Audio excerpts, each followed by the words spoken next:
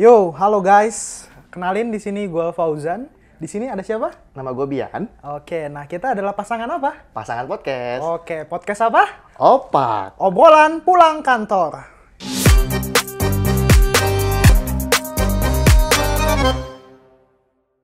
Jan, gue lagi nyari kandidat nih Jan, di LinkedIn Jan. Susah banget.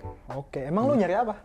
Level manager di LinkedIn. Biasa soalnya kan kalau level manager gitu ya, jarang yang mau apply. Rata-rata nyari itu. Nyari posisi apa emang? Ada di bagian marketing, bagian jualan. Oh, oke. Gitu. Requirement-nya emang sesusah itu? Requirement kalau untuk level manager sih sebenarnya umum ya. Heeh. Cuman memang balik lagi namanya level manager, apalagi kita rekrutmen ya, cocok-cocokannya susah Pak. Oh, betul sih. Mungkin lu harus approach dulu nggak sih? Approach kandidatnya? Iya, itu yang makanya gue pakai LinkedIn nih. Kalau karena gue pengen nge-approach duluan, gue nggak berharap dia yang apply duluan, akhirnya ya udahlah gue jemput bola aja lah, gue hire lewat LinkedIn gitu, niatnya gitu. Nah, cuman masalahnya apa nih? Ada nih, gue ada cerita lucu pas gue Apa? approach kandidat nih di LinkedIn nih. Ada, jadi gue liat profile kan, kalau kita di LinkedIn kita ngeliat profile nih. Betul. Personal informasinya gimana, terus pengalaman kerjanya apa, punya kapasitas apa gitu kan. Nah pas gue cek, yang paling pertama kan gue cek adalah pengalaman kerja nih kalau level manager ya. Betul. Jadi dia kerja di perusahaan A, ada di salah satu perusahaan di Jakarta ya A, posisinya cukup tinggi lah, maksud gue cukup dengan apa yang gue persyaratkan, kena nih harusnya nih. Nah lucunya adalah ketika gue coba deketin dia, Oke. gue liat inget teman gue punya temen nih Aceh di tempat itu. Gue tanya, intinya gue pengen cari tahu aja orang ini gimana. Bro, orang ini gimana sih di kantor lu? Lu tau nggak apa? Akhirnya Apa? kata temen gue, nggak ada tuh yang namanya itu di kantor itu, posisi itu. Waduh. Ghost kali ya, hantu kali ya? Atau dia mimpi kali kerja di Mimpi. situ kali ya. Bisa. Oke, nah itu lu nemuin hal itu sering apa beberapa case aja tuh? Sebenarnya jarang sih ya kayak gitu. Cuman kebetulan aja nih pas yang lagi gue cari, terus gue ngalamin itu. Gue sih sempat ngobrol sama teman-teman HR di luar. Udah sih mereka aja pengalaman 1-2 kayak gitu. Cuman memang jarang. Karena kan kalau LinkedIn mungkin sosial medianya beda ya sama Instagram ya. I see. Nah, Mungkin kan. ini nih yang menurut gua menarik nih gitu. Gimana caranya kita nge-branding diri kita supaya kita tuh kelihatan oke di mata rekruter gitu. Mungkin yang kacau-kacaunya ini nih, orang-orang yang bahlul-bahlul ini nih, dia ya udah mungkin Oknum ya kalau bahasa orang sekarang ya. oknum guys gitu. Ingat ini oknum. Dimana banyak orang yang ngeklaim kalau dia tuh kerja di company A, company B gitu, padahal dia nggak ada pengalamannya. Betul. Gitu, padahal dia nggak tahu aja kalau recruiter itu atau HR itu biasanya suka nanya, Iya, betul. suka minta referensi, gitu. Jadi hati-hati guys ya, hati-hati. Gitu. Jadi apa yang lu tulis di LinkedIn, apa yang lu buat di sosmed itu bakal dipertanggungjawabkan. Oke, betul. Gitu ya. Nah, ini gue juga ada pengalaman menarik nih, karena buat teman-teman yang nggak tahu, jadi gue ini kan juga ngisi di program karir ya, gitu. Dimana gue nge-state ngajarin ke student-studentnya Rakamin gimana caranya ngisi LinkedIn yang benar, yang proper gitu. Nah, kita juga harus berterus terang nih sama apa yang jadi pengalaman kita, apa yang menjadi apa yang kita kuasai gitu. Nah, tapi juga jangan bohong juga gitu. Nah, kalau dari sisi lu nih, Mas Bi gitu, kira-kira lu tuh expect kayak gimana sih kandidatnya gitu? Nanti mungkin gue bisa timpalin juga. Oh gitu ya. Gitu. Di LinkedIn berarti ya. Di LinkedIn spesifik. Sebenarnya kalau LinkedIn tuh menurut gua ya itu semacam CV yang dalam bentuk online dan lu bisa update kapan aja, itu CV terkoneksi satu sama lain. Ya kan? I see. Ya gue menggambarkannya gitu karena apa yang lu tulis di CV kemungkinan besar lu bakal tulis juga di LinkedIn atau sebaliknya. Betul. Ya kan, kayak misalkan ada personal information, hal-hal yang lu interest, terus skill yang lu punya sama experience nih. Kalau kita bicara experience kan ada dua ya. Ada experience bekerja sama yang non bekerja. Nah, non bekerja ini misalkan Organisasi. magang, organisasi. Kayak misalkan lu juga ngambil VX di Rakamin, lu tulis bisa tuh di situ. Ambil ya, check out VIX yang Betul. VIP. Nah, Lanjut. cuma kan bedanya kalau tadi dia kan nge-state-nya kerja nih yang kandidat yang gua reach tadi kan. Cuman kalau misalkan lu nge-state-nya ngerjain yang di VIX, mention aja itu internship. Oke. Gitu ya. Jangan lu mention kerja karena itu bakal blunder ketika lu mention itu bekerja. Gitu ya. Memang ya tulis aja kalau memang lu kerja, kalau itu magang. Itu jadi pertimbangan HR nih. HR juga bakal menghargai kok pengalaman lu magang, pengalaman lu freelance atau mungkin pengalaman lu jadi volunteer gitu ya. Itu yang bakal jadi pertimbangan HR nih. Asih, iya. Oke, menarik nih. Nah, tapi gue melihat nih, jadi ada beberapa student juga yang berkeluh kesah nih ke gue nih. Kenapa, Jang? Ketika dia konseling gitu, dia merasa kalau misalnya dia nggak bisa seprofesional itu gitu. Kan dalam arti dia harus nge-share pekerjaannya dia, pengalamannya dia gitu. Dia orangnya tipikalnya urak-urakan aja gitu. Tapi dia kerja, tapi dia nggak bisa ngejual dirinya gitu. Nah, menurut lu gimana tuh? Oh, berarti lebih branding di sosmednya Iya, aja gitu ya? Cara brandingnya tuh gimana? Kalau menurut lu ya, kalau gua ada punya pandangan sendiri nih. Nanti coba kita diskusiin aja. Baik. Gitu. Oke, mungkin pertama membedakan aja platformnya. Ketika lu bermain Instagram, bermain Twitter, lu bisa sebebas itu. Karena jatuhnya itu personal sosmed ya, dan tujuannya adalah ya senang-senang, atau mungkin tujuannya adalah melampiaskan emosi gitu, atau mungkin konteksnya adalah menampilkan hal-hal pribadi. Tapi kan kalau kita bergeser ke LinkedIn, itu kan sosmed yang sifatnya profesional ya. Betul. Atau yang kalau misalkan bahasa anak tongkrongannya, ya lu bisa bedain lah mana yang formal, mana yang enggak.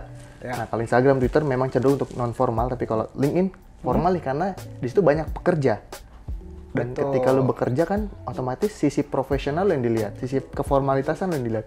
Nah, makanya ketika misalkan ya kayak kita aja, kita kan anaknya urakan ya kalau di luar ya. Tapi masa iya kita anak-anak warkop gitu kan. Iya, betul.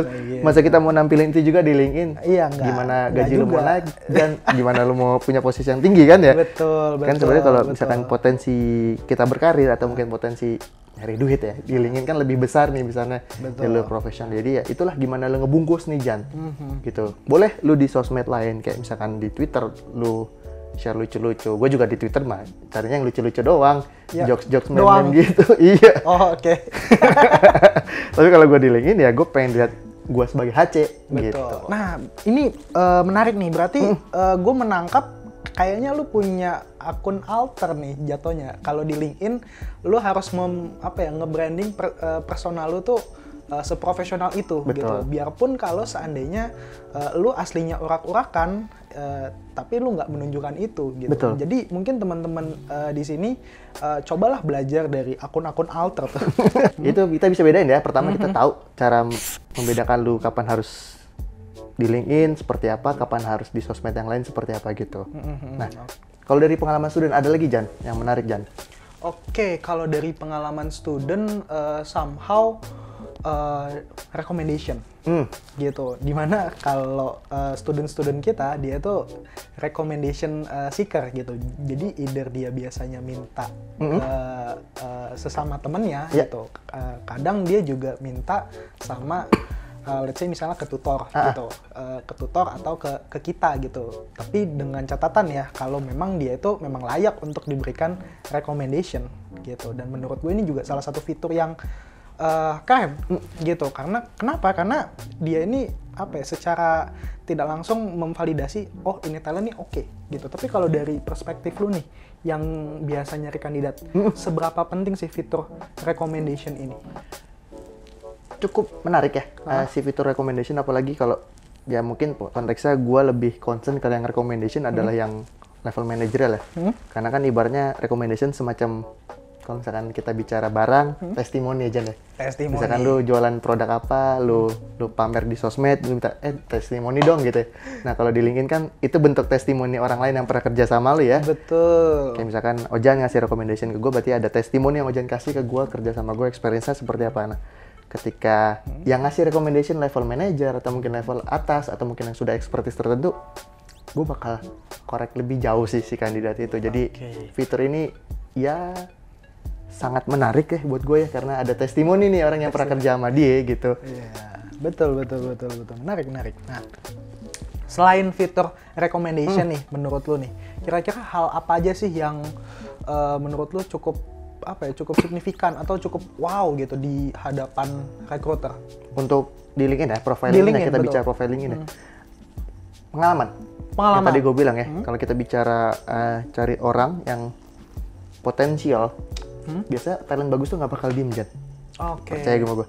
Either dia aktif organisasi atau mungkin aktif cari pengalaman volunteer atau freelance, itu bakal membuktikan bahwa kesungguhan dia, gue pengen loh ngelakuin aktivitas yang punya value. I see. Nah, itu menurut gue yang perlu di-state dengan clear sih di experience ketika di profiling in. Terus kedua adalah sambil ngepost gitu nggak? Let's say misalnya dia lagi ada project apa gitu, terus dia bikin postingan nih, gue abis bikin campaign ini nih, seru banget. Ya, gitu. ya, itu menarik karena kan itu jatuhnya naikin personal branding kita gitu ya. Betul. Jadi orang-orang tahu value apa sih yang lu lakuin gitu. Gitu. Jadi harus ada added value-nya, guys. Betul. Gitu. Nah, terus apalagi nih? Selain itu. Terus sama skill sih, kan sekarang di fitur di LinkedIn ada yang kita bisa state skills kita ya. Oh, di bawah job. Yes, di section yang habis education Ah. biasanya kalau nggak salah ya, si skill itu ya. Itu kan juga nanti bisa di state, apalagi kalau misalkan lu udah ngambil beberapa sertifikasi gitu ya. Bootcamp Rakamin, silakan di-mention di situ. Education non formal atau mungkin short course Rakamin. Betul. State di situ karena ibaratnya lu sudah tervalidasi nih di kompetensi itu. I see. Karena kan balik lagi recruiter yang dicari ada kompetensinya. Betul. Either itu soft atau mungkin technical kompetensi. Betul. Dan kalau seandainya nih teman-teman ikut bootcamp, saranku pribadi ya, ditulis gitu apa aja yang teman-teman pelajari. Betul. Dan tools apa yang teman-teman gunakan gitu. Karena itu jadi semacam keyword ya, Mas Bian ya. Untuk melihat, oh nih cocok nih, let's say misalnya nyari anak data gitu, spesifik pakai program language-nya, let's say misalnya Python. Betul. Gitu. Jadi ditulis sampai sedemikian itu teman-teman. Gitu. Terus apalagi ya, kalau dari aku juga selalu merekomendasikan student-student itu untuk nulis headline-nya yang benar-benar aja gitu. Jadi jangan tulis let's say misalnya let's grow up together gitu atau apa gitu. Jadi itu ambigu ya? Ambigu gitu. Karena apa ya, biasanya kalau mungkin dari lu sendiri ya, ketika nyari talent tuh biasanya gimana? Biasanya gitu. Let's say misalnya pengen approach gitu. Itu gimana? Biasanya langsung tulis ini kan, tulis nama role-nya aja kan. Betul, ya. Gitu. Kalau kita bicara gue ya, pertama ngebuka, ibaratnya profiling in orang pertama gue cek gitu ya. Sebelum turun ke experience, gue cari tahu orang ini. Biasanya kalau kita bicara akun LinkedIn yang bagus, yang sudah expertise atau mungkin sudah punya jam terbang tinggi di LinkedIn, di personal information dia bakal state. Lu passion di bidang apa sih? Lu interest atau enthusiast di bidang apa sih?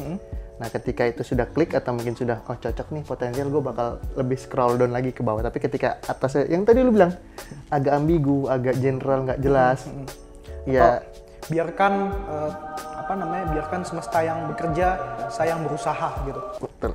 Gue menemukan yang kayak gitu. Gimana? Mungkin dia nyaman di sastra kali ya. Oke. Mencoba menunjukkan, oh gue orangnya sastra banget nih mas. Iya, oh bisa ya. Jadi Bisa kan? Iya. Gue terlalu ini ya, suuzon ya.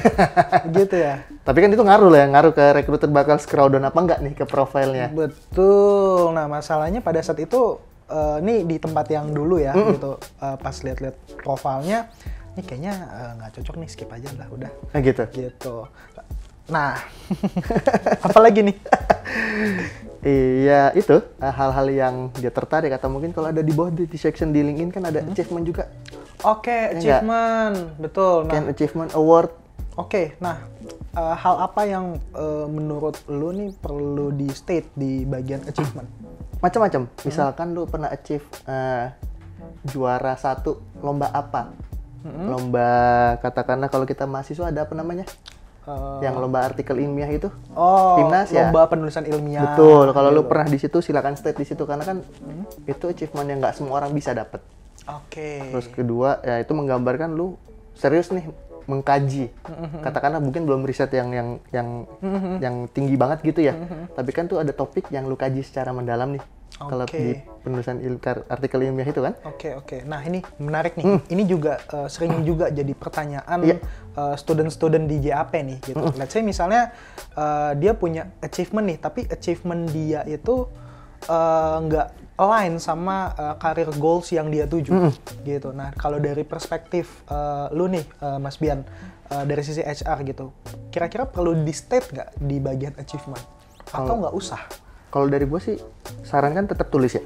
Karena masalah align atau enggak si achievement itu, gue sih bukan concernnya bukan achievement yang dia dapat. Betul. Tapi proses menuju achievement itu kan polanya pasti sama. Betul. Keseriusan, kedisiplinan. Grit. Betul. Kayak gitu-gitu kan tergambarkan ketika lu achieve di beberapa hal kan. Gitu. I see. Oke. Sama ini, pasti yang sering ditanya sama student. Apa? Tentang portofolio, Mas. Oke, gimana tuh maksudnya? Porto perlu di state juga nggak di? Perlu, silakan di-mention. Kan ada section portofolio juga kan? Oh ya, di feature bagian ya. Feature. Nah, kalau nggak salah, lu mention aja di situ si feature, lu mention link portofolio lu. Pasti student banyak nanya kan, Mas, betul, ini betul. gue perlu nggak sih up si portofolio di profile LinkedIn? Nah, tapi gue mau tanya nih, biasanya lu nih as a HR itu ketika ngelihat porto, hal apa sih biasanya yang dicek gitu? Atau oh ya udah lebih ke sesuaian profilnya aja lah gitu? Macam-macam, tergantung role yang dibutuhin ya.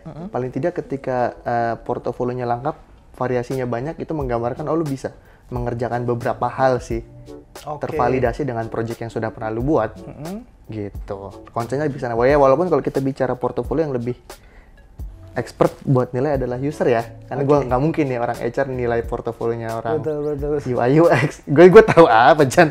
Betul. Paling nggak kalau misalkan gue sodorin ke user, ini ada loh kandidat yang portofolio banyak, lu periksa deh. Oke. Gitu. Nih gue pernah punya pengalaman menarik nih di tempat yang dulu nih.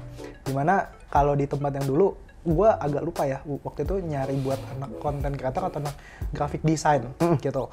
Nah pada saat itu karena gue orangnya juga cukup kepo ya sama pekerjaan orang gitu, jadi gue cukup nanya detail pada saat itu. Nah dia nge-state di LinkedIn-nya? Enggak, waktu itu udah interview gitu. Jadi dia dia bilang di CV-nya kalau dia itu nggak bisa Adobe toolsnya ya? InDesign gitu. Nah tapi di di portonya dia masukin itu gitu. Nah ini kan jadinya nggak balance gitu, nggak sesuai. Nah pas gue tanya gitu, ternyata dia bilang dia minta tolong orang, dia nge-hire orang sendiri di luar itu gitu. Nah ini catatan yang tidak baik ya teman-teman ya. Gitu. Berarti balik lagi ya, apa yang lu tulis harus bisa lu pertanggungjawabkan kan? Betul sekali. Gitu. Nah, terakhir nih Mas Bi, kalau dari lu nih, kira-kira ada tips-tips tertentu nggak sih selain daripada yang tadi kita bahas gitu? Gimana caranya kita optimisasi si LinkedIn-nya itu? Balik ke tujuan aja. Kita yang penting set tujuan dulu. Lu main LinkedIn untuk apa? Personal branding kah atau apa ya? Kalau misalkan personal branding yang ditingkatin, kita pasti tahu bisa nge-breakdown ke bawahnya. Misalkan ya udah ketika lu personal branding, tulis apa yang bisa lu pertanggungjawabkan, tulis apa yang bisa bikin branding lu bagus di mata orang luar secara profesional. Terus kedua, koneksi sama banyak orang. Betul. Kalau lu mau tahu banyak opportunity, connect sama teman-teman HR. Kenal nggak kenal urusan nanti, klik connect dulu aja di LinkedIn-nya. Gitu. Dan jangan lupa kirim personal invitation ya gitu. Jadi coba perkenalkan diri juga dan objektifnya apa gitu. Sip. Itu aja kali ya dari kita ya, udah terlalu banyak gitu ya. Nanti mungkin bisa kita bahas di next kesempatannya kali ya. Gitu. Oke, nah dari aku itu aja cukup. Thank you so much untuk teman-teman semua. Sampai jumpa di sesi selanjutnya. Obrolan pulang kantor.